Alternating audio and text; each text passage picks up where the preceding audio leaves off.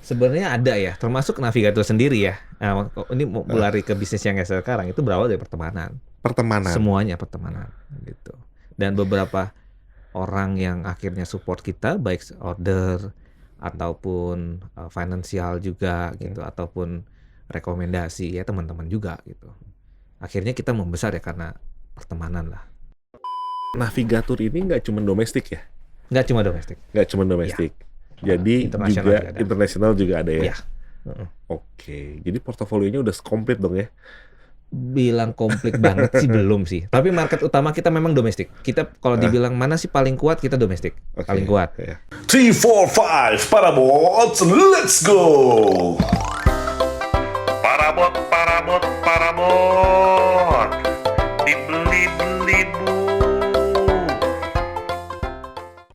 Halo rekan-rekan Paraboters, bertemu kembali dalam acara Parabot, podcast rakyat bukan orang terkenal. Bersama saya kembali Tanu Mutan. Kali ini kita kedatangan tamu yang luar biasa ya.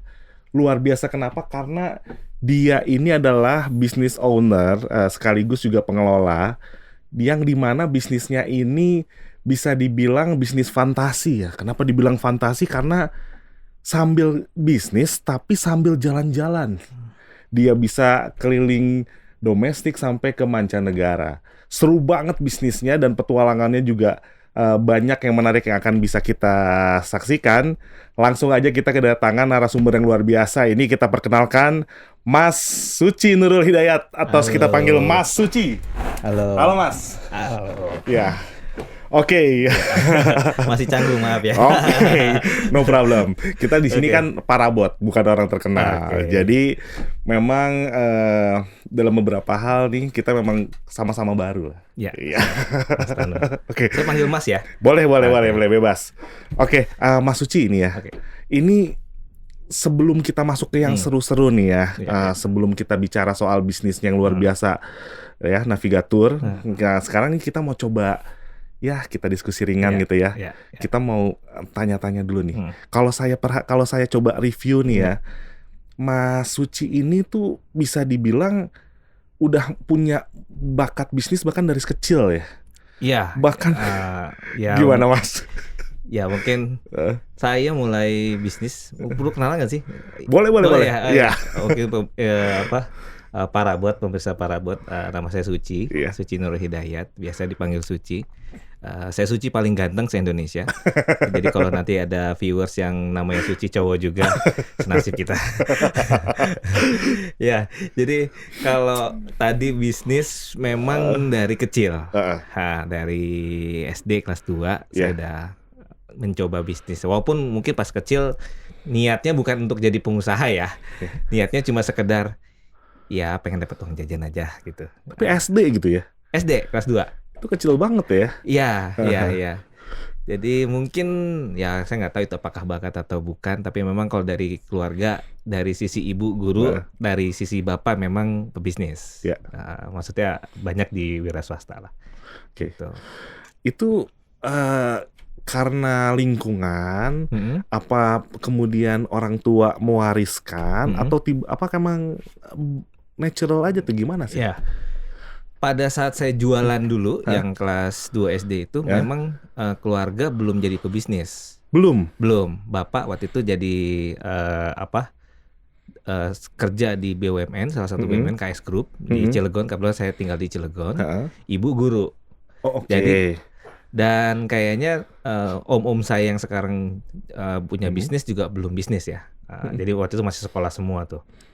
Cuma waktu itu mau bisnis karena saya kok ngelihat temen kayaknya pengen beli. Saya itu bisnis agar ya. Bisnis agar. Jadi akhirnya saya jualan agar pertama itu niatnya pengen punya duit tambahan aja. Buat jajan. Tuh, buat jajan. Jadi pas bisnis agar tuh ada 2 fase sebenarnya. Pertama kali jualan tuh. Fase pertama bukan fase jahiliyah, tapi saya pengen waktu itu teman-teman saya suka agar. Saya ngeliat lebih ke opportunity ya waktu ya. Kok teman-teman saya suka beli agar. Dan zaman SD kan ada ya tukang agar yang di sekolah tuh.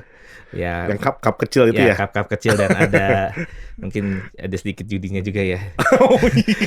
Itu pelajaran judi sejak dini itu kayaknya.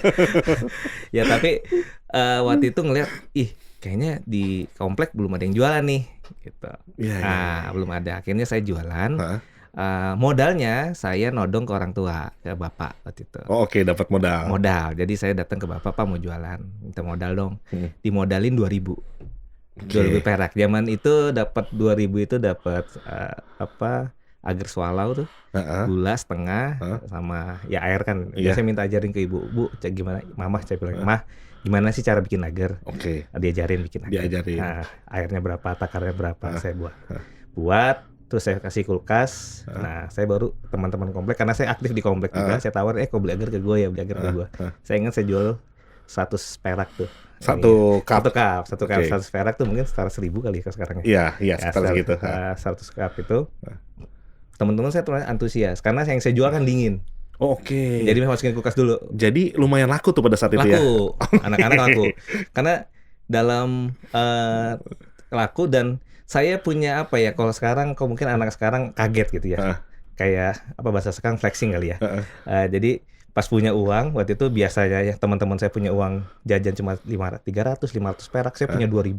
Oke. Wah, jadi akhirnya saya nggak balance tuh. Jadi setiap ada tukang bakso saya panggil, Mang, bakso. Oh. Jadi makan sekarang itulah. Kalau sekarang lagi makan inilah, jadi jajan terus. Iya, Akhirnya iya. bangkrut. Oh, jadi spendingnya lebih banyak Iya, daripada keluarnya. Jadi itu bangkrut. Itu kalau tanya bangkrut pertama itu. Oke. Itu bangkrut. Terus saya maju lagi. Jualan lagi yang lain. Enggak, agar lagi. Oh, agar lagi masih. Tapi ke orang tua, saya balik lagi ke orang tua. Minta Ke modal bapak. tambahan. Minta modal lagi. Minta Kan modal lagi. udah bangkrut tuh. Iya, udah habis. bangkrut, Jadi oke. uangnya habis, modalnya habis. Jadi saya balik lagi ke orang tua. Tapi waktu itu bedanya gini, kalau yang kedua saya punya motivasi, punya tujuan. Oke. Saya pengen beli tasnya kurang bagus waktu itu. Pengen beli tas, tapi orang tua saya nggak mau beliin. Bukan nggak mau beli, lebih challenge. Ya udah deh, saya minta modal lagi. Tapi yang kemarin modalnya 2.000, sekarang modalnya kasih 1.000. Oke, lebih rendah ya. Lebih rendah. Karena mungkin itu disadvantage ya, karena saya yang sebelumnya saya nggak bisa ngelola. Akhirnya saya situ dapat 1.000, lebih kecil. Iya.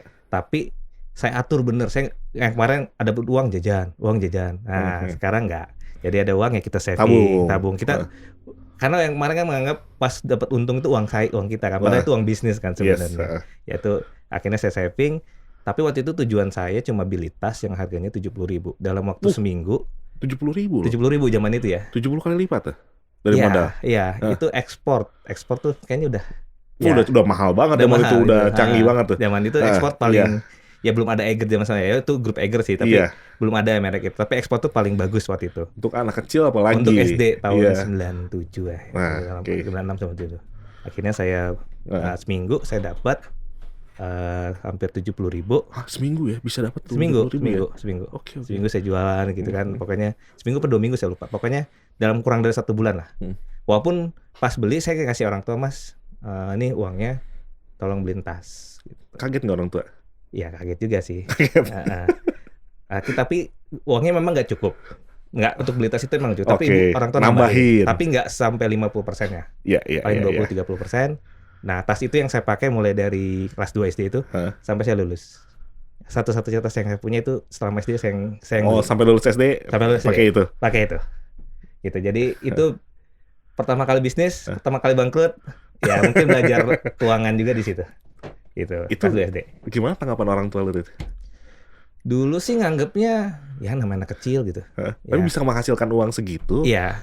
Surprise nggak orang tua itu gimana? Iya, satu surprise ya. Mungkin seneng juga ya, nggak uang bulanan aman itu nggak beli tas. Tapi waktu itu sih nggak terlalu dianggap serius ya, anggap serius. Walaupun SD itu setelah jualan agar itu kelas 2 saya nggak jualan lagi. Jualan itu kelas 5 SD. Petualangan bisnis yang kedua di SD juga tapi kelas 5 nih. Tapi ngapain tuh? Itu jualan es batu. Es batu. Jadi om saya kebetulan punya warung kopi ya, kalau sekarang warung kopi gitu. Dia itu bukanya malam dan dia butuh es. Nah saya supplier esnya. Jadi sama uak saya waktu itu. Yaudah, ini mau bisnis nggak? Jadi supplier ini ya es. Yang di situ belajar konsisten karena saya harus mengorbankan waktu main karena saya harus anter es itu ke warungnya setiap malam kan. Setiap malam, nggak boleh enggak tuh. gitu. Sampai akhirnya keenakan, saya turun ranking. Oke. Nah, di situ orang tuh Sempat agak drop marah. berarti ya rankingnya. Iya, dari ranking 1 ke ranking 2. Oke. Saya nggak pernah belajar karena SD itu nggak pernah belajar. Fokus banyak bisnis ya, spending waktunya ya. Karena waktu itu pola pikirnya, ya kan di sekolah udah belajar, ngapain belajar lagi di rumah. Oke. Waktu itu pola pikirnya gitu. Iya. Nggak bukan bilang pinter sih, enggak. Tapi emang pola pikirnya kayak gitu dulu. Jadi pas SD itu kan masih catur bulan ya. Catur bulan, semester deh, udah masuk semester kelas 5. Itu semester satunya saya akhirnya turun peringkat gitu sama pesaing saya yang dari di kelas 2 SD, dia ngejar-kejarin saya terus, akhirnya Nembus di kelas 5. 16 kelas 5 kelas semester 1. Nah, di situ orang tua negor. Mau jualan terus, mau bisnis. Tapi akhirnya sempat drop dulu, akhirnya jualan lagi gitu. Bisa cerita dikit nggak? Lo gimana masuk kampus? Ya, jadi saya IPB kan, saya masuk IPB 2007. Kebetulan alhamdulillah dapat IPB jalur undangan, USMI. Tanpa tes. Tanpa tes, mungkin kalau sekarang undangan ya, saya nggak tahu deh. Ya, betul. Sekarang banyak namanya udah beda kan. Beda-beda ya namanya. Tapi jalur undangan. Itu juga satu hal yang mes ya buat saya bisa terima IPB. Karena dibilang pinter banget juga enggak gitu. Karena rapot saya matematik di kelas 1 masih ada 5,5 kok gitu. Tapi emang progres. Jadi progres terus jadi 5,5. Dan satu emang keberuntungan juga ya, rezeki lah ya kita rezekinya. Saya daftar cuma satu universitas, IPB doang, dan keterima gitu. Bukan gak nyoba yang lain sih sebenarnya, tapi waktu itu orang tua juga ekonomi nggak baik-baik banget, jadi punya uangnya cuma satu, cuma beli formulir cuma satu, dan alhamdulillah kalau dapat di IPB. Gitu. Ngambil jurusan apa? Ekonomi sumber daya dan lingkungan. Ekonomi sumber daya dan lingkungan. Fakultas Ekonomi dan Manajemen. Oke, FEM ya. FEM. Ya. Angkatan 2007 atau 44. Kalau IPB kan lebih familiarnya angkatan ini ya, 44. Saya angkatan 44. Jadi di IPB itu sebenarnya angkatan itu ngikutin kayak tahun awal berdiri ya. Betul. Jadi angkatan keempat itu berarti ke-44 itu berarti 44 tahunnya IPB. Iya, tahun ke-44 IPB berdiri ya. Iya, betul. Nah, di kampus ada journey apa? Oke. Kalau kampus journey waktu itu sebelum ke kampus saya cuma ngomong gini ke orang tua. Pak, masukin saya ke kampus. Kalau yang penting kewajibannya bayarin SPP. Ya. Kalau ya bukan nggak mau uang bulanan nggak apa-apa, kirim. Kalau nggak kirim nggak apa-apa. Saya akan hidup. Gitu. Saya prinsipnya gitu waktu itu. Jadi dulu nggak dikirim juga ya, gimana caranya harus hidup di kampus gitu. Karena waktu itu juga ya kan bukan orang Bogor juga ya, saya orang Cilegon, merantau lagi. Jadi saya balik. Jadi SMP merantau, pindah ke Serang lagi, balik karena ibu balik lagi ke Bogor, alhamdulillah terima. Ya di asrama, untungnya di asrama. Awal mula masuk itu asrama. Di asrama ya. Di asrama. Di situ mulai mencari peluang apa sih yang bisa kita lakukan, bisnis. Tapi karena dari awal saya pengen bisnis, walaupun belum kayak saya yakin harus pengusaha enggak, itu saya mulai sebelum masuk itu kan di IPB tuh pas kita ngasih formulir ada pilihan tuh mau masuk UKM mana, unit kegiatan mahasiswa mana ya, UKM mana. Waktu itu saya udah pilih namanya UKM Century. Century itu Center of Entrepreneurship Development for Youth. Itu UKM bisnis di IPB. Nah, IPB itu ada UKM yang berbau bisnis, ada dua, ada Kopma, ada Century. Nah, kalau Kopma kayaknya koperasi. Waktu itu pikirannya kayaknya jadul banget ya, kayaknya Century lebih keren deh. Akhirnya saya tingkat 1 udah masuk ke sana, daftar dan jadi member. Dan bahkan tingkat 1 saya jadi manajer di situ. Yang manajernya yang lain tingkat 2, tingkat 3, saya tingkat 1 jadi manajer. Udah dipercaya jadi manajer. Nah, di situ mulai, tapi kan waktu Century mulai banyak belajar konseptualnya, terus juga kita waktu itu ada program kayak Century Partner, kita harus jualan gitu. Nah, di situ saya cari, jualan apa ya gitu. Nah, tapi kalau dulu pas kuliah, karena kan mahasiswa waktunya terbatas, bukan waktu terbatas sih, modalnya terbatas ya. Saya nggak punya modal, saya nggak punya uang. Yang saya punya adalah jaringan, network. Nah, itu yang saya manfaatin. Karena saya di organisasi kan. Di kampus di tingkat 1, mungkin orang-orang banyak kan tingkat 1 organisasinya dikit-dikit. Saya 7 organisasi atau 6 organisasi ikut. Jadi BMKM ikut, UKM ikut. Banyak kali ya. Ada 6. 6 ya? 6. Jadi saya ngerasain semua tuh organisasi. Dari BMKM-nya saya ikut, terus UKM, Omda, terus Sila, Merpati Putih saya ikut gitu. Jadi organisasi full banyak banget di tingkat 1 tuh. Padahal orang banyak menghindari untuk organisasi tingkat 1 kalau di PB. Karena kan masa TPB tuh masa knockout ya. Nggak bisa lihat IPB, nggak bisa lihat TPB, liau deh. Ya, iya benar. Ya walaupun ya sempat Nasakom juga sih, anak Nasakom, tapi kita sempat lolos. Tapi di situ akhirnya networknya terbentuk. Network terbentuk, itu yang akhirnya jadi modal lah. Jadi kalau tanya bisnisnya, saya tanpa modal justru. Modalnya adalah jual kecap ya, jual omongan aja. Nah, memang saya belajar, mungkin karena dari kecil itu ya tadi ya, mungkin SD itu adalah belajar melihat peluang. Belajar melihat peluang. Waktu itu ya akses informasi itu kan nggak seperti sekarang ya. Nah waktu itu saya ditantang itu bisnis yang agak mulai serius itu bisnis konveksi. Konveksi. Bikin apa tuh? Kaos, jaket, ya keperluan itulah. Tapi saya nggak produksi. Sorry, ini gue mau nanya ya. Itu tuh challenge-nya yang ada di Century? Masih ada hubungannya Century? Nggak ada hubungan sama Century, tapi itu kayak bisnis pribadi. Kayak Century itu kayak belajar secara konseptual ya.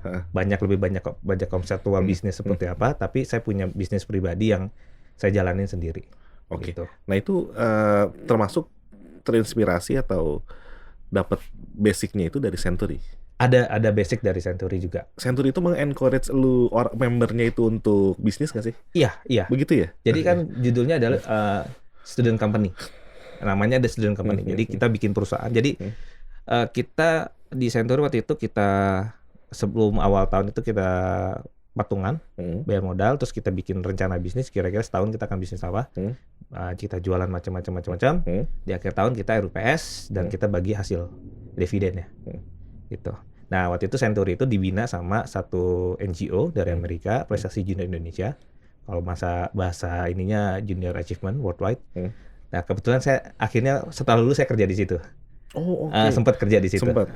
Membina. Jadi itu saya dibina, diberikan akses juga bagaimana ya kita sempat pernah ekspor juga ke Belgia atau mana ya saya lupa.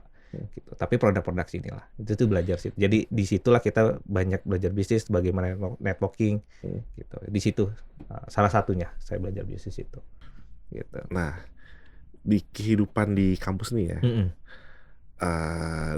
saat itu kan IPB itu termasuk yang gimana ya? Dia itu banyak dari berbagai macam daerah, berbagai macam-macam lah ya. Jadi kita memang di PB itu benar-benar semuanya itu ada kultur, ada kelas ekonomi segala macam bergabung jadi satu gitu ya. Nah, ada friendship atau pertemanan circle nggak yang di kampus itu yang akhirnya sampai ke maintain gitu, sampai ke bisnis, sampai apa? Ya, sebenarnya ada ya, termasuk Navigator sendiri ya. Nah, ini mau lari ke bisnis yang sekarang itu berawal dari pertemanan. Semuanya pertemanan gitu. Dan beberapa orang yang akhirnya support kita, baik order ataupun finansial juga gitu, ataupun rekomendasi ya teman-teman juga gitu. Akhirnya kita membesar ya karena pertemanan lah, network gitu. Gimana sih awal mulanya bisa membentuk circle kayak gitu, pertemanan seperti itu? Oke. Kan nggak semuanya ya bisa pertemanan itu. Yang pertama belum tentu bisa produktif. Betul. Yang kedua belum tentu bisa langgeng. Betul. Jadi kebetulan saya di jurusan ekonomi ESL ini, ekonomi sumber daya lingkungan, jurusan yang relatif santai. Dalam arti kalau teman-teman di fakultas lain itu kan banyak prakteknya ya, banyak labnya. Kalau 2-3 lah, kasarnya 2 jam kuliah, 3 jam praktikum atau ya praktikum. Kalau kita tuh dulu kuliahnya banyak 3-0 gitu. Jadi kita tuh cuma kuliah aja, nggak ada praktek, nggak ada lab dan apa yang kolakium apa ya saya lupa namanya. Jadi kita banyak nongkrong justru. Jadi kita itu banyak nongkrong, nongkrong tapi lebih banyak discuss gitu. Walaupun nggak mengarah ke bisnis ya. Saat itu kita nggak berpikir untuk bisnis bareng, nggak. Ya coba nongkrong, akhirnya kita sampai di jurusan lain tuh heran gitu. Kita pagi dia mau berangkat kuliah, kita nongkrong. Ada namanya di Stevia ya, di daerah Oke, kampus ada tahu. Stevia. Tahu. Di situ kita nongkrong. Kita bahkan menamai ada tangga itu kita namain sendiri tuh, namanya Stefani. Di Stefani itu anak jurusan lain lewat, kita nongkrong. Pas dia pulang kita masih nongkrong. Sampai dia teriak, dia marah-marah gini, kalian tuh kapan kuliahnya? Aku berangkat kau nongkrong, aku pulang kau nongkrong, katanya. Ya tapi dari nongkrong itu akhirnya ya banyak kita butuhkan informasi gitu. Jadi teman ada yang mulai bisnis, oh bisnisnya ini, oh ini. Tapi kita belum ada niatan untuk bisnis bareng. Gitu. Tapi itu obrolannya udah obrolan yang kualitas ya. Iya, nggak sengaja iya. Dan kebetulan kelas kami, angkatan kami itu bisa dibilang angkatan ya lumayan kompak lah di saat itu ya. Walaupun secara IP, jadi secara rata-rata IP-nya angkatan kami itu paling jelek. Jadi kita kan angkatan ketiga sebenarnya di jurusan. 1, 2 ini pinter-pinter lah cara saya. Angkatan ke saya ini dicap ya nggak terlalu tinggi seperti 2 angkatan kita di atas. Gitu. Tapi kita buktiin dengan kekompakan lain gitu. Justru kita yang ngasih piala paling banyak. Walaupun nggak di jalurnya bukan jalur akademik awalnya ya. Iya. Gitu. Jadi kalau misalnya ada dulu acara FEM, kita bikin perkusi. Sampai joget-joget sampai dosen udah geleng-geleng, kita juara 1, juara umum. Cuma dari job perkusi itu akhirnya karena kegilaan kita bikin perkusi itu dapat job. Waktu itu ada launching Departemen Ekonomi Syariah, kita diundang sama fakultas. Kalian perform ya? Oh ya, dibayar 1,5 juta. Ya akhirnya kita perform. Jadi kita tuh dulu di kelas itu akhirnya kita punya banyak bisnis. Ada teman kita yang jago main band, bikin lagu, akhirnya bikin grup akustik. Mereka perform, kita yang kayak manajerin lah. Ada job nih di sini. Nanti bagi hasil. Jadi ada sebagian uangnya buat kelas, bagian mereka yang talent itu yang dapat. Terus kita ada perkusi sama perkusi. Nanti misalnya punya job 1 juta, mungkin 300.000 dipakai makan-makan, 700.000 kita kas kelas gitu. Jadi kita punya kas kelasnya dari bisnis kelas gitu. Bisnis kelas.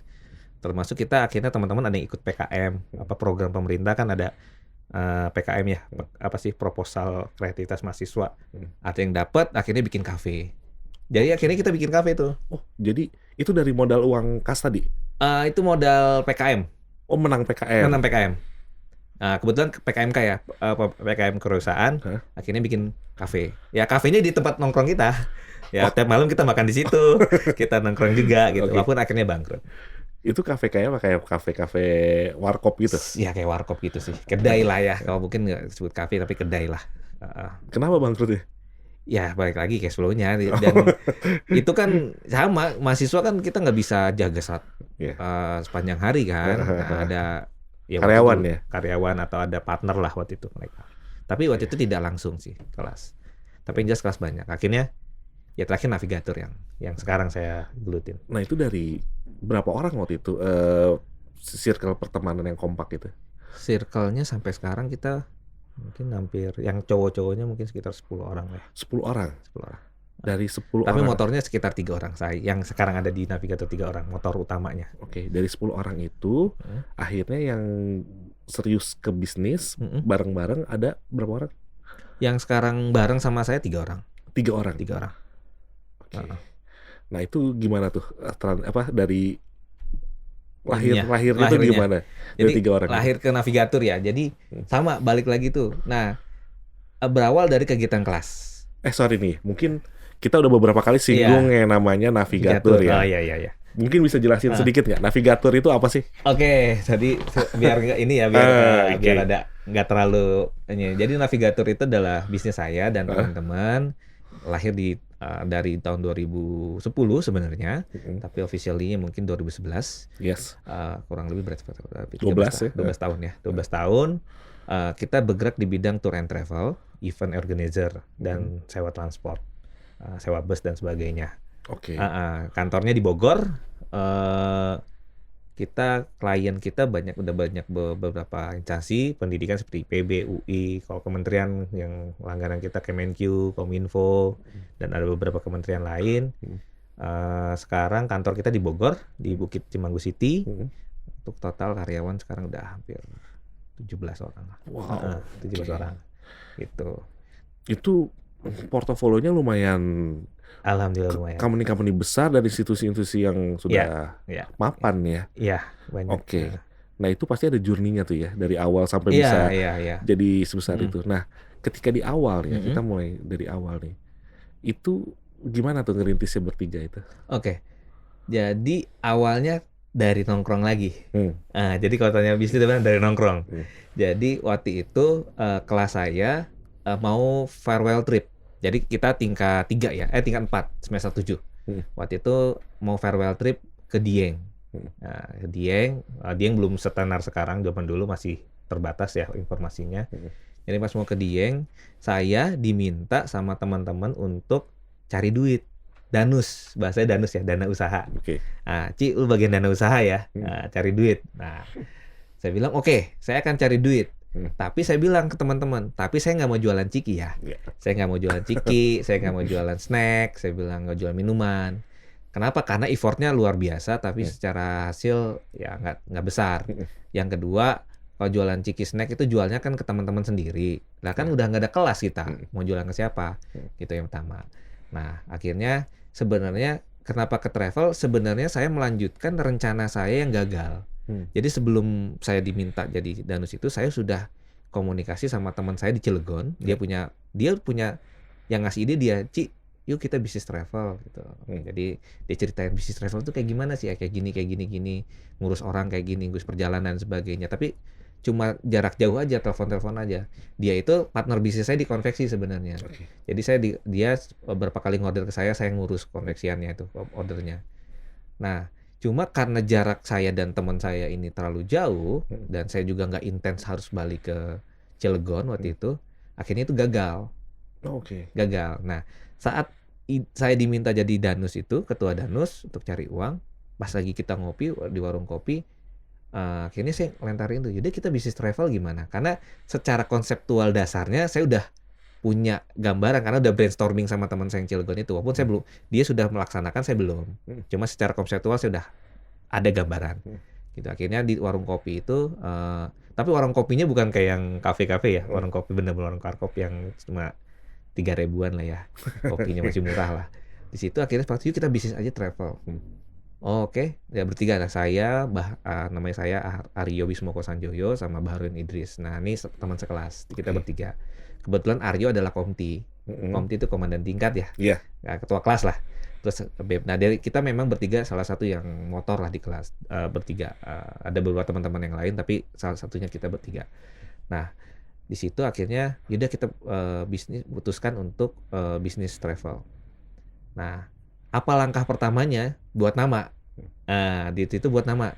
Yuk buat nama apa nih? Banyak akhirnya saya mengusulkan navigator. Saya waktu itu mengusulkan navigator. Terus kenapa dari terinspirasi navigator? Arah ya, mengarahkan. Jadi makanya tagline pertama kami navigate your tour. Itu jadi tagline pertama kami itu. Nah, kalau sekarang kan your travel mate, tapi zaman dulu kita navigate your tour. Nah, di situ malam itu kita buat action plan. Nah, action plan-nya apa?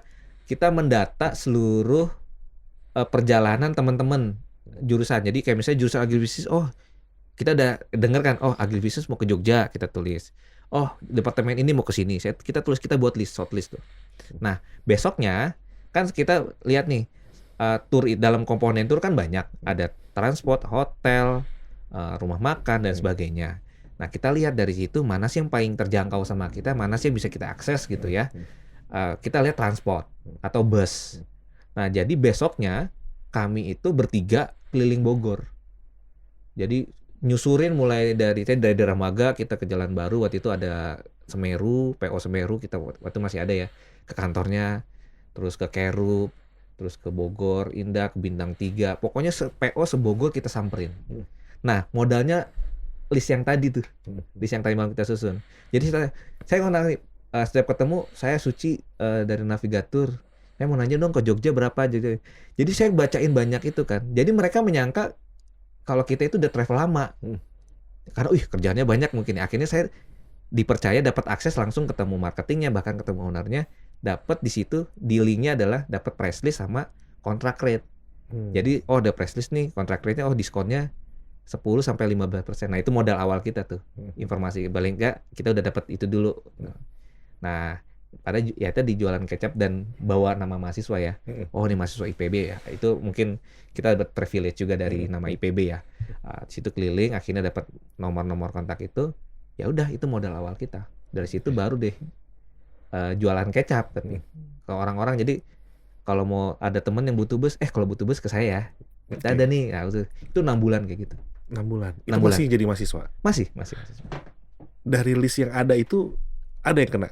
Jadi list yang tour itu, ya itu udah pada sama travel yang lain semua. Itu cuma Oke. buat apa ya? Referensi lah ya. Bukan referensi, itu Apa? cuma buat faktor pura-puranya itu klien kita. Itu Oke. cuma posisi bergening doang ke Ya. klien. Wah, nih orang travel udah rame nih ordernya nih. Padahal baru tadi malam kita buatnya Oke, gitu. oke. Logo belum ada, apa nggak ada. Nah, akhirnya kita kumpulin modal itu 100.000. Satu orang. Enggak, Bertiga itu. berempat. Akhirnya Berempat. kita ngajak adik kelas kita satu orang. Kenapa? Karena kita nggak bisa desain. Oh, Jadi dan kita dia ajak adik kelas kita yang bisa desain. Nah, dia tugasnya adalah bikin desain. kayak brosur gitu. Brosur, nggak ada brosur sih waktu itu, kartu nama.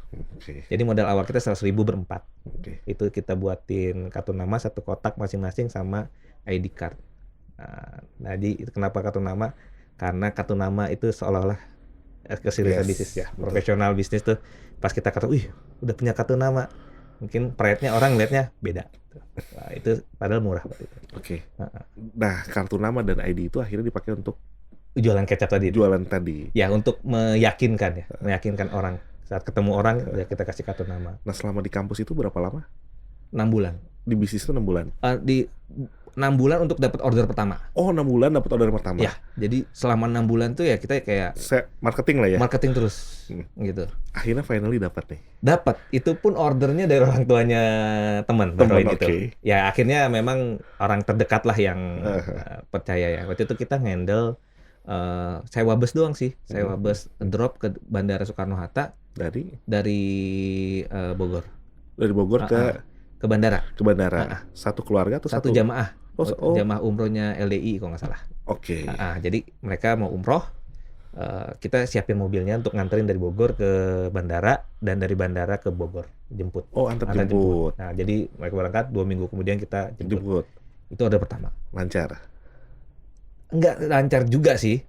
ada dinamisnya, tapi dari situ akhirnya kita belajar. Jadi kita akhirnya kotanya tur belajar dari mana? Kita belajar dari driver, dari teman travel lain. Kalau lagi kumpul di parkiran kita ngobrol, kita nanya. Tapi kita banyak belajar dari driver. Gimana sih cara model hotel, gimana cara rumah makan, kita banyak belajar dari driver. Jadi belajar di jalan lah. Oke. Nah, di situ baru muncul ada order dari adik kelas, field trip adik kelas dan sebagainya. Dan uangnya itu, keuntungannya kita pakai untuk subsidi farewell trip itu yang ke Dieng. Oh, itu disubsidi justru. Subsidi. Jadi kan saya jadi disuruh nyari duit kan. Untuk subsidi itu. Oke. Ya, tapi mereka kelinci percobaan kita. Oke. Jadi kan kita Win-win lah ya. Iya, jadi kita kan belum pernah tuh bikin long trip ya yang sampai ke Dieng Jogja tuh. Jadi kita dari milih bus, milih makan, milih penginapan, kita udah survei semua. Dan mereka kan jadi kasarnya mereka kalau pelayanan rumah makannya kurang enak, tempat tidurnya mungkin nggak terlalu nyaman, ya nggak bisa protes. Orang disubsidi. Subsidi. Gitu kan. Tapi di situ akhirnya kita belajar. Jadi kalau tanya pertama tur yang nginep gitu, yang jarak jauh ya teman sendiri tuh, yang farewell trip itu. Jadi mereka jadi kelinci percobaan kita. Oke. Gitu. Tapi mereka nggak bisa protes karena kita yang nyari duitnya gitu kan. Apa tuh yang didapat tuh dari experience itu? Pengalaman menghandle tour, membuat paket tour. Di situ kita belajar paket tour, bikin paket tour. Tadinya kan cuma sewa bus aja kan, sewa bus. Akhirnya kita bagaimana bisa bikin paket tour di situ. Nah, dari situ handle semacam pelajarin kayak customer experience juga nggak? Iya, belajar bagaimana. Akhirnya kan kita belajar. Dulu kan banyak kita overland ya. Kira-kira restoran yang bagus tuh yang mana? Yang harganya murah tapi makanannya enak gitu. Terus hotel, bagaimana kita lobby hotel yang bagus sebenarnya, transport yang bagus gimana gitu. Di situ kita belajar untuk vendor, terus juga ya kita belajar portofolio juga, presentasi ke teman-teman, ke adik kelas. Ya mulainya dari ya circle terdekat lah adik kelas. Nah, kebetulan kita bertiga tuh mantan ketua semua. Aryo mantan ketua BEM fakultas, Bahroin ini mantan ketua UKM futsal, IPB, saya mantan ketua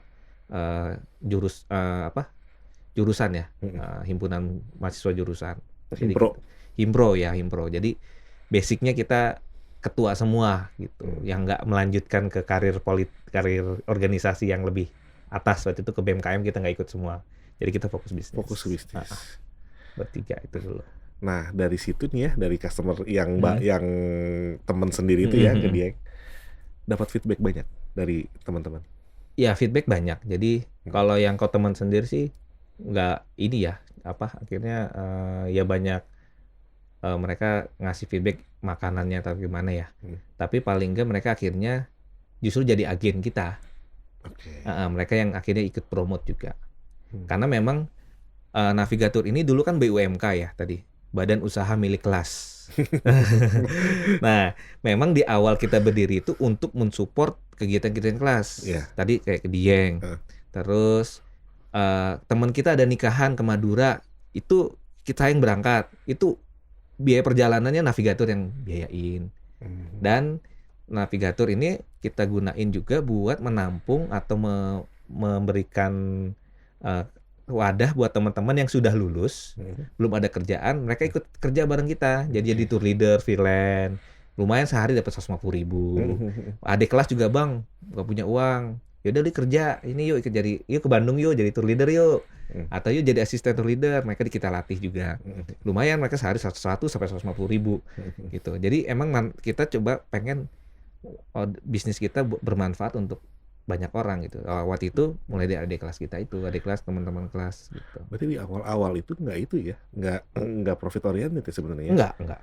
Karena emang sebagian profitnya justru untuk bantu teman-teman sekelas ya. Iya, sampai 2 tahun. 2 tahun itu ya. Iya, sampai. Nah, itu kan 2010-2011 kita mulai profesional lah. Tadi kita coba seriusin profesional itu 2013. Pada saat sudah pada lulus semua. Iya. Saya waktu itu belum lulus. Saya belum lulus. Oh, sendirian belum lulus? Bertiga sih. Bertiga. Ada satu lagi yang lebih parah sih, lulusnya lebih lama dari saya. Tapi waktu itu Bahrain udah lulus. Satu orang kan yang lulus. Satu yang lulus. Saya berdua belum lulus, tapi 2013 itu saya sambil kerja soalnya di NGO tadi yang di prestasi junior. Oke. Tapi udah lulus statusnya? Belum. Jadi saya waktu itu belum lulus itu saya bisnis Navigatur. Plus plus saya kerja di NGO. Karena di NGO itu saya kerja cuma 2 jam sehari. Tapi gajinya sama kayak teman saya yang PPSBRI ya. Jadi teman saya yang PPSBRI kerja aja itu saya cuma 2 jam sehari tapi gajinya sama. Gitu. Dan jadi nggak full time ya? Nggak full time. Kalau sekarang mungkin kayak WFH gitu ya. Jadi saya cuma ke kantor tuh paling sebulan sekali atau 2 bulan sekali. Cuma report aja gitu. Dan sambil ngurusin travel. Tapi memang itu kan 2012. Cuma di situ challenge-nya. 2012 itu kita karena nggak fokus, kita banyak komplain. Standar mutu kita turun. Banyak komplain, transportnya kurang bagus dan sebagainya. Akhirnya waktu itu diputusin. Kita bertiga tuh ngumpul lah. Ini bisnis mau gimana? Mau lanjutin apa enggak? Nah, saya waktu itu ngerasa ini kan kayak anak ya. Jadi saya udah ngelahirin ini bisnis. Ya kayaknya saya ngerasa punya tanggung jawab. Akhirnya saya resign. Dari NGO tadi. Dan waktu itu saya kebetulan pas lulus. Pas banget lulus. Jadi pas saya wisuda itu hari terakhir saya kerja. Dan pas wisuda itu saya memutuskan untuk fully menjadi entrepreneur, maksudnya jadi pebisnis, ngurus Navigatur. Dan salah satu komitmennya waktu itu kita bikin kantor. Nah, kita investasi ke kantor. Jadi selama dari 2011 sampai 2012 kita investasi yang 100.000 itu tadi. Istilah itu muterin aja. Akhirnya bisa sewa kantor. Jadi kita dari 2011 sampai 2013 itu nggak punya gaji. Nggak punya gaji, cuma kalau akhir bulan ya kayak mahasiswa ada untung nih, yuk kita tiap bulan tuh rapat, kita cari restoran yang enak. Tapi yang bisa ngumpul sampai malam. Jadi misalnya dulu ada kayak di Sempur tuh ada rumah makan Arabik gitu. Kita ke situ. Karena mahasiswa kita nggak punya uang ya untuk ke situ. Akhirnya pas kita ada mau bagi hasil uang nih per bulan, kita ke situ, ya udah kita mesen makan yang dulu pas mahasiswa kita nggak bisa import itu gitu. Cuma buat itu makan akhirnya sampai malam, tapi kita sambil diskusi sambil mikir bisnis. Karena 3 orang ini mantan ketua semua, jadi kalau kita rapat pasti ribut. Ini gagasan-gagasannya perang gagasan. Perang ya, Nah itu kan lulus ya. Tapi Akhirnya lulus. yang berdua berarti yang lulus pada saat itu. Iya, Mas Aryo waktu itu lulusnya terakhir. Oke. Gitu. Tapi dia pun akhirnya walaupun belum lulus involved di bisnis ya. Ya, akhirnya involved di bisnis. Dan 2013 itu kita sebutnya Navigator Reborn. Hmm. 2013 salah satunya kita ada teman baru yang masuk, Mas Fahmi. Dia masuk, kita juga baru reinvestasi. Ya. Jadi itu dasarnya. Ini kamu orang keempat ya? Orang 5. Kelima ya, sorry. Orang kelima. Orang kelima. Kita reinvestasi. Jadi waktu itu reinvestasinya adalah untuk sewa kantor. Oke. Gitu. Karena kita kan nggak punya akses lagi ke mas kampus ya. Jadi salah satunya keseriusan kita dalam bisnis, kita sewa kantor. Dan itu dulu berat banget. Oke. Jadi bisa dibilang di situ momentumnya udah mulai serius ya. Ya. Jadi kemudian sudah mikirin aspek permodalan dan gimana bisnisnya bisa running smooth ke depannya gitu ya. Ya. Oke. Nah, ketika masuk nih ya, sudah mulai bisa dibilang ini udah dream team ya 5 nih ya. Ya udah belum dream, ya udah lumayan lah ya. Udah serius lah. Sudah. Oke. Nah, kemudian dari situ momentumnya gimana buat maju tuh? Ya, maju itu waktu itu kita ada beberapa momentum ya yang akhirnya itu jadi pondasi kita sampai sekarang. Ya. Pertama, tadi keseriusan kita reinvestasi itu. Dari 5 orang memang tidak semuanya akhirnya masuk operasional. Jadi 2 orang waktu itu Mas Bahru Idris, Mas Beb sama Rida itu memutuskan untuk tidak jadi pasif. Jadi pasif. Yang aktif cuma bertiga, saya, Mas Fahmi dan Aryo. 2 orang ini karena kuliah. Mereka studi. Yang satu di PB, yang satu di Australia, di Adelaide. Gitu. Jadi kita bertiga. Itu pertama, kita investasi, kita salah satunya adalah kasarnya biar nggak mundur karena kita sewa kantor. Kantor itu berapa ya? Lumayan 16 juta waktu itu cukup besar buat kita ya. 16 juta. Pokoknya kita reinvestasi itu 32 juta, salah satunya bikin kantor. Cuma bisa sewa kantor sama beli meja dan beberapa kursi. Kita nggak bisa beli AC, beli apa, dan beli komputer 1. Itu modalnya. Itu pertama. Yang kedua, kita dapat opportunity dari Cipaganti. Nah, momentum 2013 itu Cipaganti lagi pada posisi yang puncak-puncaknya ya. Yeah. Jadi waktu itu karena saya sewa bus di Cipaganti, ketua ngobrol dengan kepala cabang Cipaganti Bogor, dia kasih opportunity, mau nggak jadi perwakilan Cipaganti, agen resmi Cipaganti di wilayah Dramaga. Karena di Dramaga itu banyak customernya, tapi mereka itu kalau mau hubungin ke BTM kan buat kantor BTM itu susah. Yeah. Akhirnya kita kayak jadi sales representatifnya. Dan kita jadi satu-satunya agent Cipaganti yang punya akses. Jadi kita punya akses reservasinya. Jadi kita nggak perlu ke BTM, kita bisa booking sendiri. Nah, akhirnya kita co-branding lah dengan Cipaganti. Jadi Navigator, jadi kalau dulu kita Cipaganti kita naikin, Navigator ini partner resminya Cipaganti. Yaitu strategi kita juga untuk naikin brand kita.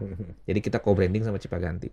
Gitu. Dan ya lumayan berhasil ya. Jadi orang-orang, tapi jadinya orang lebih kenal Cipagantinya, sangkanya oh yang Cipaganti itu ya, lupa dengan brand Navigatornya. Tapi ya itu memang strategi awal kita untuk naikin brand. Itu yang penting trafficnya masuk dulu gitu. Itu awal kita seriusin tuh di situ. Oke, di situlah fundingnya udah mulai masuk ya. Dari bisnis ya, dari revenue-nya dari situ ya. 6 bulan setelah itu. Oh, 6 bulan setelah itu? Ya, jadi waktu itu kan saya resign. Saya memutuskan udah mempersiapkan 3 bulan tanpa penghasilan. Alhamdulillah 6 bulan nggak ada penghasilan. Nah itu dari Cipaganti itu tapi kecil kan? Dari titik itu masih kecil. Tiket reservasi tiket itu paling kita punya untung kecil banget. Oke. Belum mencukupi untuk operation lah. Kita jadi sempat kita komitmen dulu gaji cuma 1.500.000 per orang. Itu pun akhirnya nggak kebayar selama 4 bulan. Oke. Jadi sempat suffer juga ya di awal-awal ya. Ya suffer banget. Jadi kayak motor nggak kecicil. Waktu itu ya pas lagi memutuskan untuk resign itu adalah saya baru 1 bulan ngambil motor nyicil. Waktu itu memberanikan diri lah waktu itu ya. Itu sempat nggak kecicil. Akhirnya ya baru 6 bulan kemudian kita ada project yang cukup besar. Akhirnya baru lumayan. Dan itu pun dari teman. Awalnya dari teman. Project apa tuh itu? Tour juga. Ada yang tour, tapi waktu itu dinas apa ya, saya lupa, di Pemkot Kota Jakarta Pusat waktu itu ke Garut. Hmm. Itu satu proyek yang kita anggap nilainya cukup besar, untungnya besar. Itulah pertama kali saya dapat penghasilan lebih dari 1 juta rupiah dari navigator. Gitu. Lama-lama ini nggak bisa. Dan akhirnya kita bisa ya ngerapel gaji dan kita bisa beli AC gitu. Jadi itu acara cukup sukses ya ke Garut Ya, itu ya. sukses. Dan dari situ ada beberapa akhirnya Iya. eh, Portofolio dimulai dari situ ya. mulai banyak dari situ. Oke. Heeh. Puncaknya Mm-mm. bisnis navigator itu ngalamin enjoy growth ya. Ya. Tahun berapa tuh waktu itu? Jadi kalau kita bicara siklus, memang siklus kita 2011 kita terus growth, alhamdulillah. Memang growth kita di atas 50% terus setiap tahun. Wow. Jadi puncaknya itu 2019 kalau sebelum pandemi ya kita bicara. Jadi nanjak terus Nanjak 50% year on year terus ya. Year on year terus, Sampai dua kali lipat di terus. 2019. 2019 dan itu tanpa injeksi modal apapun. Jadi emang apa namanya? Iya, muter ya. bootstrap terus sampai sekarang sih sebenarnya kita bootstrap. Itu muter terus sampai 2019 kita puncak tertinggi. Di situ klien udah corporate udah banyak dong. Jadi nah ini kita ada beberapa fase. Fase pertama pendirian, fase rebound tadi kita mau jadi futuris bisnis. Ada fase kedua. Fase transisi kedua itu tahun 2015. 2015 itu kita kan punya kantor, yang tahun 2013 sampai 2015 kita punya kantor, tapi kita belum punya legalitas. Oh. Belum punya legalitas. Belum Ya, waktu itu. belum. Nah, 2015 kita mutusin untuk masuk ke segmen corporate dan government. Yes. Sudah mempersiapkan. Karena dulu kan sebelumnya kita fokus pada segmen mahasiswa. Segmen mahasiswa tuh bleeding banget. Iya. Pertama, harganya price sensitif. Beda 5.000 pindah. Gitu. Yang kedua, demand-nya nggak banyak. Paling di awal tahun atau di akhir tahun. Kita perlu cari market yang demand-nya konsisten. Salah satunya ke corporate. Iya. Nah, akhirnya kita memutuskan untuk legalitas lah. Urus legalitas 2015 kita jadi PT langsung. Bikin PT, barulah kita urus legalitasnya. Tapi itu pun nggak mulus juga sih. Awalnya kita bikin di Kabupaten Bogor, cuma karena gedung yang atau ruang kantor yang kita gunakan ini IMB-nya bermasalah, jadi akhirnya kita nggak bisa dapat IMB-nya, akhirnya kita pindah kantor ke Bukit Cimanggu City yang sampai sekarang. Wilayahnya di situ. Dan kita mulai masuk ke corporate. Nah, itu 2015 berarti portofolio korporasinya makin nambah terus ya. Makin tambah ya. Ya, awalnya banyak kan mulai dari sewa bus, terus juga ada kita subkon. Jadi kebetulan kan dua teman saya, Mas Aryo dan Mas Fahmi ini, selain di navigator dia aktif di Kubik training. Jadi banyak nanganin outbound, training gitu. Dan kita akhirnya jadi subkonnya Kubik untuk outbound, khususnya di Bogor. Gitu. Nah, mulai masuk government, Kementerian Keuangan 2017.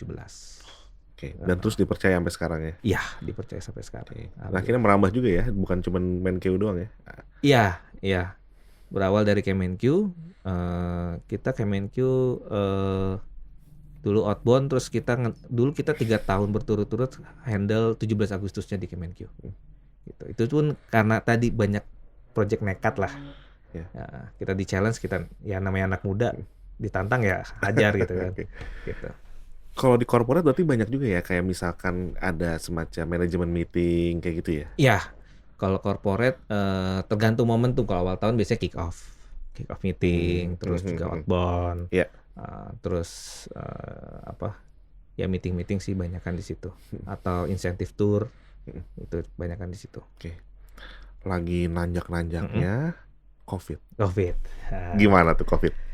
Kan industri pariwisata pasti yang paling ya ke-hit kan? Industri kita paling pertama ke-hit, paling terakhir sembuh. Oke. Ya, jadi kita masuk gelap sekali ya. Jadi ingat 2020 itu saya baru menjabat lagi jadi direktur. Bulan Maret saya dilantik, bulan April saya tutup perusahaan. Wah, tutup operasional. Jadi sebenarnya kan COVID itu mulai dari gejalanya kan mulai dari kuartal 4 di 2019, di bulan November Desember tuh mulai. Awalnya yang terdampak itu teman-teman travel yang keluar negeri. Ya ke Cina, ke Korea itu udah mulai. Terus ke umroh udah mulai kena. kami karena pasarnya domestik mulai Masih, terimpact itu di April. Oke, Mulai seperti ada pada impact. umum industri yang lain ya. Iya.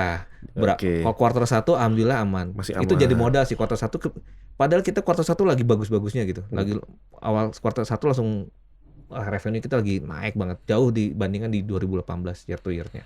Nah, cuma karena Covid itu akhirnya mulai ya reschedule akhirnya cancel. Nah, karyawan waktu itu udah 14 orang. Oke. Dari mulai kita bertiga jadi 14 orang. Nah, cuma pas lagi posisi nutup itu saya harus mengambil keputusan kan. Nah, itu keputusan yang saya ambil waktu itu karena saya biaratkan pas Covid itu kita kayak kapal mau masuk ke badai yang kita nggak tahu ujungnya di mana. Gitu. Jadi opsi saya cuma 2 waktu itu ke teman-teman. Pertama adalah tidur atau sleeping. Jadi kita sebutnya adalah leave cuti tapi nggak dibayar ya. Pilih itu atau turun atau mereka boleh resign gitu. Jadi kasih opsi. Kalau mereka resign, saya kasih 2 kali gaji. Jadi pas zaman itu kan banyak yang resign tanpa ada gaji pesangon apapun. Iya. Jadi kita kasih opsi ke mereka. Kalian mau stay di si kapal sama gua, tapi nggak tahu sampai kapan. Jadi kalian boleh selama ini kalian mau kerja di mana pun mana, tapi kalian masih bagian dari tim atau kalian mau kita sebutnya golden second lah. Kalian resign, kita nggak kena penalti. Saya kasih gaji 1 sampai 2 kali gaji tergantung masa kerja mereka. Dan hampir semuanya hanya 1 orang staff yang khususkan untuk stay. Oh, 1 orang stay on nih? Iya, stay. Semuanya resign? Sisanya resign. Gitu, walaupun mereka akhirnya juga bingung juga setelah itu. Ya udah, tapi ya itu keputusan itu. Jadi tinggal 3 orang waktu itu, saya, manajer finance sama manajer operation, tinggal bertiga. Itu sleeping ya? Enggak, akhirnya kita pivot. Gimana tuh? Kita pivot, kita cari teman waktu itu, akhirnya saya cari peluang, kita jualan durian. Oke. Jualan durian. Switching banget. Pivotnya emang jauh banget tuh. Itu juga ya pelajaran sih sebenarnya. Ada kalau sekarang sih saya pikir kenapa pivot ke durian ya. Cuma ya itulah pada waktu itu kita ngelihat mana sih yang frozen food itu waktu itu kan jadi naik daun ya. Ya, betul. Untuk frozen. Betul. Nah, akhirnya kita milih untuk jualan durian. Gitu. Survival lah ya. Iya, survival mode-nya kita jualan durian. Durian frozen. Kita nama brandnya Durian Party namanya. Durian Party itu pakai I, Party, bukan pakai Y, Party. Durian Party, kita buat lini bisnis Naviga Food. Nah, jadi Naviga Food punya produk Durian Party sama ada juga kita dulu jualan ayam ungkep gitu, frozen tapi. Jadi kantor itu berubah, tadinya buat orang jadi berubah untuk freezer, jadi isinya freezer waktu itu. Pas kita pandemi, kita jualan durian. Gitu. Itu strategi selama pandemi ya? Iya. Itu bentuk usaha kita untuk tetap survive. Nah. Akhirnya badai ini berlalu nih. Itu kapan mulai? Oke, kita mulai impact itu mulai ada recovery 2021 Q4. Quarter 4. 2021. Nah, kalau 2020 kita hancur. Jadi kita itu drop sekitar 90% revenue-nya drop.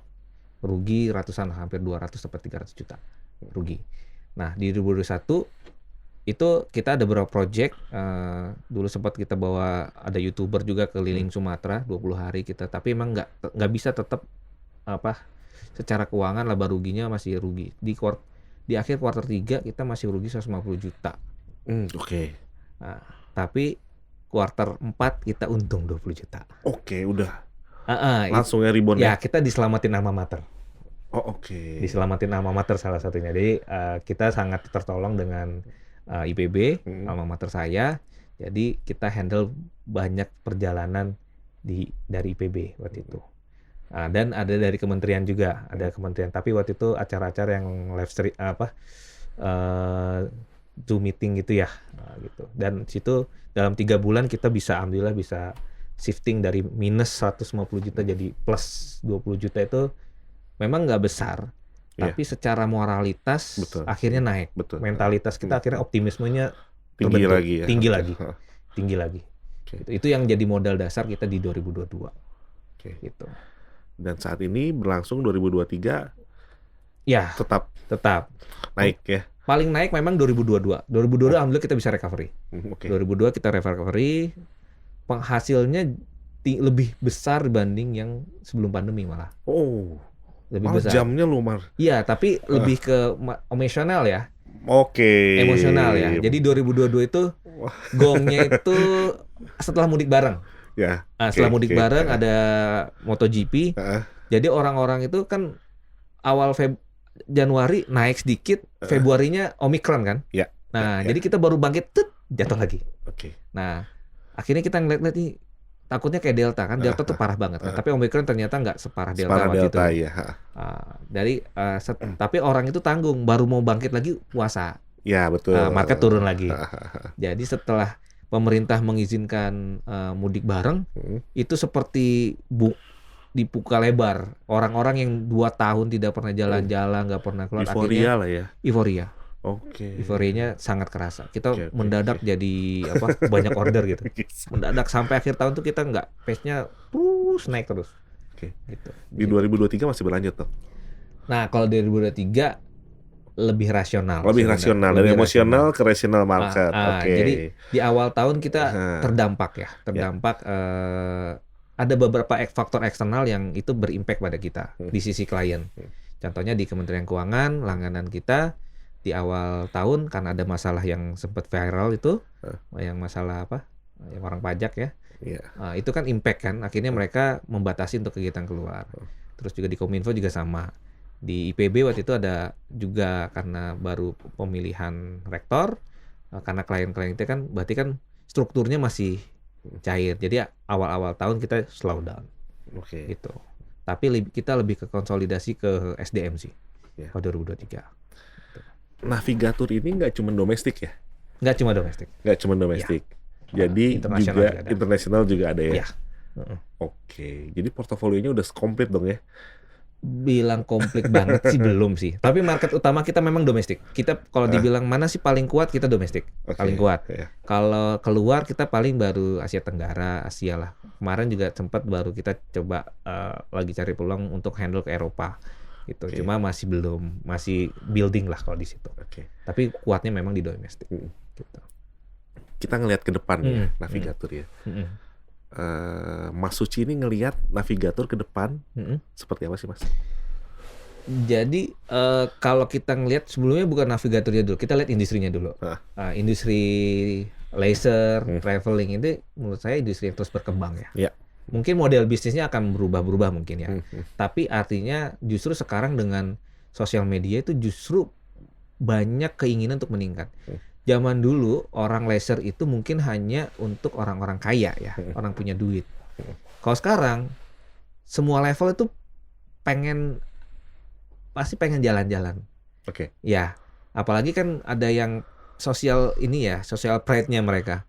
Mereka akhirnya bikin konten, bikin foto-foto dan sebagainya. Apalagi Indonesia ini surga banget lah. Apa aja ada di Indonesia. Dari situ kita melihat industrinya ini industri yang menurut saya punya masa depan. Karena sekarang banyak banget kan destinasi baru terus bermunculan. Artinya di Indonesia itu makanya kita bicara market kita domestik, di Indonesia aja destinasi itu nggak kurang-kurang gitu, terus bertumbuh. Nah, karena banyak destinasi terus bertumbuh, artinya kan demand akan terus. Betul. Ya, contoh orang ke Jogja itu selalu berkembang. Ya. Ada mereka sekarang ke sana, besok ada destinasi baru, pengen lagi ke sana. Nah, di situ artinya di situ kalau kita lihat kontinuitas demand-nya akan selalu ada. Gitu. Tinggal memang angle-nya aja yang mungkin agak berubah. Mungkin dari segi pengaturannya, pricing-nya, dari segi gimana kita promote-nya itu yang berubah. Tapi secara market ada terus.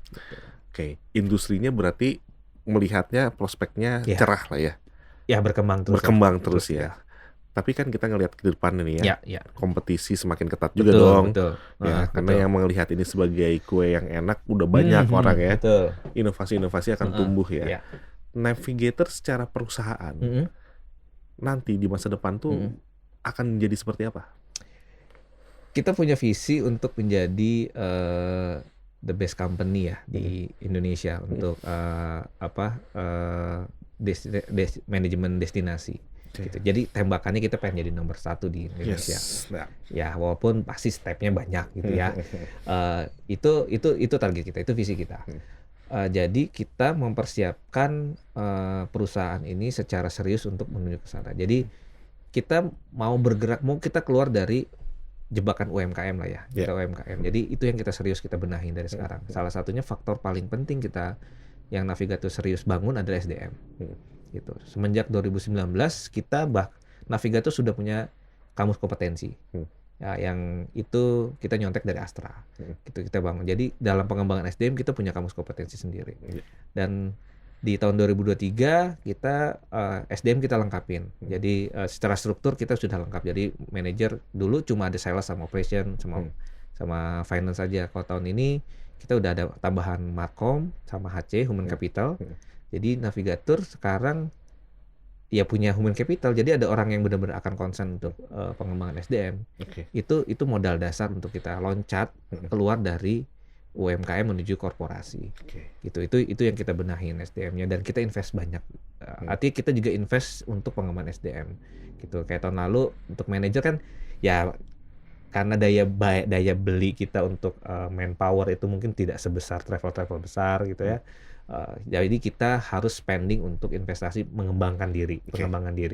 Jadi kayak manajer tahun lalu saya sekolahin 5 orang semua ikut training bagaimana menjadi manajer kelas dunia di Coach Armala 2 hari itu. Dari mereka akhirnya balik dengan punya mindset yang bagus gitu sebagai manajer. Dan tahun ini kita lanjutkan lagi staff-staff udah kita mulai trainingin lagi untuk mereka punya knowledge-nya berkembang gitu. Nah, itu konsentrasi kita. Jadi SDM kita benahi. Jadi saya ngelihat ini sebuah journey ya.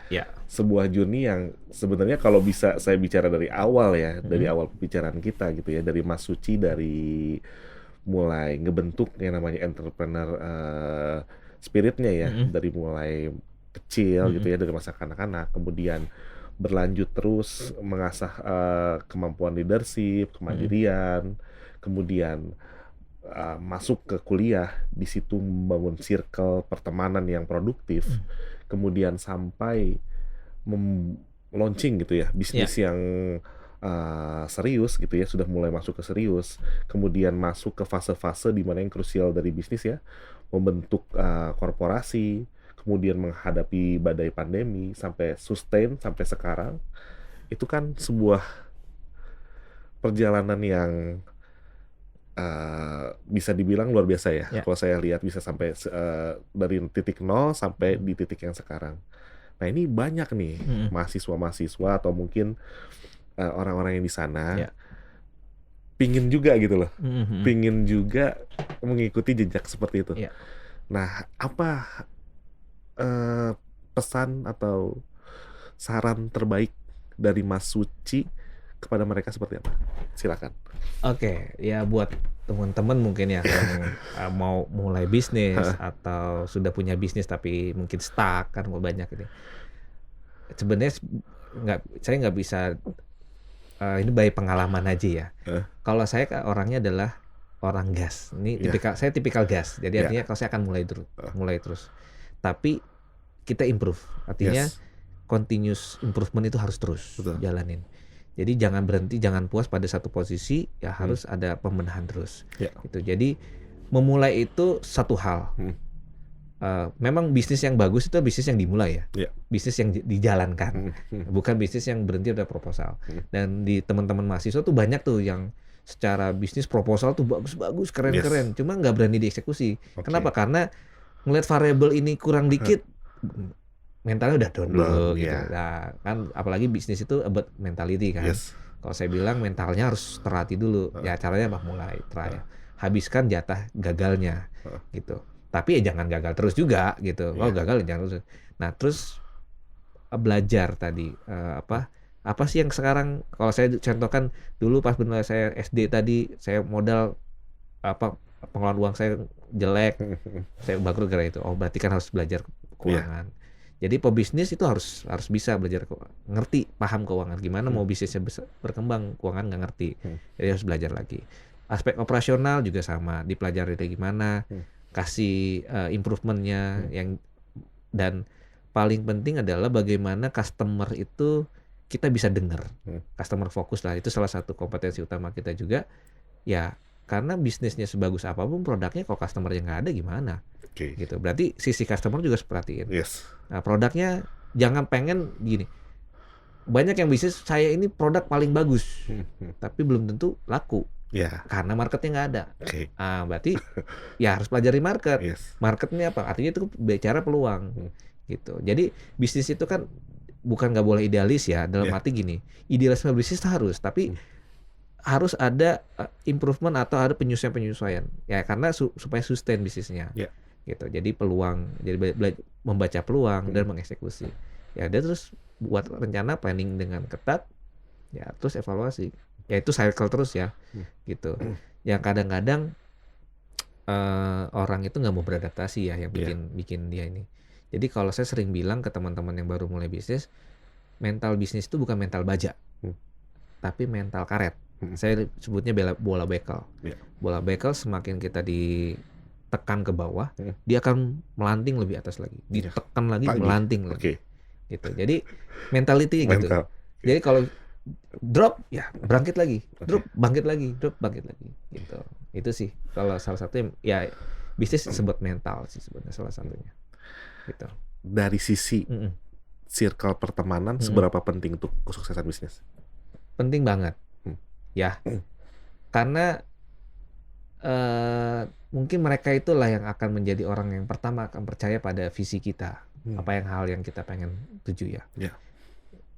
Dapat pertemanan yang baik itu sangat modal gitu. Di luar ini paling nggak, apalagi saya merasakan bisnis pertama kali ada orang yang mau dengerin kita, ada orang yang mau percaya bahwa kita bisa, itu suatu hal yang luar biasa di awal bisnis. Karena jangan heran bahwa orang yang terdekat itu adalah orang penghalang pertama yang akan menghalangi mimpi-mimpi kita. Itu orang yang nggak kenal nggak akan bilang kalau mimpi lo terlalu tinggi, nggak. Justru orang pertama, orang dekat itu. Jadi terkadang orang akhirnya drop dengan itu gitu. Saat orang terdekatnya nggak ada yang support dia, ya udahlah. Saya banyak kok teman-teman yang udah bisnis lebih bagus dibanding saya, tapi ternyata dia nggak punya support system yang mendukung langkah dia, akhirnya ya dia nggak meneruskan bisnis itu. Ya itu sih pilihan sebenarnya, nggak salah juga. Tapi kalau kita bicara konteksnya bisnis, ya akhirnya cycle itu sangat berpengaruh. Gitu. Nih terakhir ya, mungkin buat rekan-rekan para boters mungkin ya tertarik dan mungkin pingin gitu ya, pingin mencoba gitu ya, bisa dibilang apa sebagai customer gitu ya. Nah, mungkin bisa dikasih sedikit aja dari Mas Suci nih ya. Kira-kira apa sih kelebihannya dari Navigatur dan bagaimana cara bisa mengkontak Navigatur? Kelebihannya pertama kami itu customize ya. Jadi kita tuh nggak punya paket baku. Jadi benar-benar custom by order, by customer maunya apa. Gitu, itu satu customernya. Itu yang pertama. Yang kedua, kalau untuk customer corporate, government, itu salah satu keunggulan kita adalah dari segi financingnya. Jadi karena kami masuk ke segmen itu, banyak kan pekerjaannya kan LS ya. Jadi dibayar di belakang. Nah itu juga salah satu kelebihan kita. Jadi beberapa institusi kita bisa untuk pembayaran di belakang. Term payment ya? TO ya. Khususnya untuk di corporate sama di government. Khususnya government sih sebenarnya. Itu juga salah satu itu ya kompetitif kita ya. Kita punya financing itu. Jadi bukan kita punya uang sih, sebenarnya kita ada beberapa investor yang membiayai. Itu salah satu keuntungan. Dan juga tadi salah satunya juga kita karena customer itu by request, jadi benar-benar kita akan buatkan sesuai dengan maunya customer gitu. Nah, kalau customer maunya mahal ya ngapain kita kasih yang murah kan. Gitu. Itu sih, dan kalau mau kontak kita nanti mungkin ada IG ya. Kami banyak di Instagram. Kalau kantor kami di Bukit Cimanggu City, Blok B1 nomor 9A. Kalau bisa kontak juga ke Instagram kami Navigatur atau di website kami www.navigatur.co.id. Nanti kita masukin di deskripsi ya. Gitu. Mungkin rekan-rekan para boters itu banyak dagingnya ya yang bisa kita ambil dari diskusi kita kali ini. Yang pasti kalau mau saya summary sedikit ya, jadi bisnis itu memang nggak gampang ya. Jadi bisnis itu adalah saya tangkap tadi adalah suatu proses belajar yang tanpa henti, multi aspek, karena memang bisnis ini juga aspeknya banyak. Jadi mau jadi pebisnis ya harus mau belajar. Ya. Dan belajarnya belajar banyak hal. Bukan cuma bisa bikin produk yang canggih, tapi bisa ngenalin market juga. Bener nggak? Seperti itu. Dan yang paling penting ya, circle pertemanan ya. Jadi circle pertemanan itu penting banget. Jadi bagaimana Anda membangun circle pertemanan mungkin sedari dini sama teman-teman Anda yang mungkin masih remaja, dan itu bisa berdampak ke masa depan Anda ketika Anda membuat bisnis atau sesuatu yang produktif untuk keberlangsungan masa depan gitu ya. Jadi mulailah membuat circle pertemanan yang produktif untuk masa depan yang cerah, oke? Ya. Mungkin itu aja para boters. Terima kasih banyak buat Mas Suci atas Sama-sama. kehadirannya. Sampai jumpa lagi. Thank you, Mas. Siap. Oke. Salam para bot.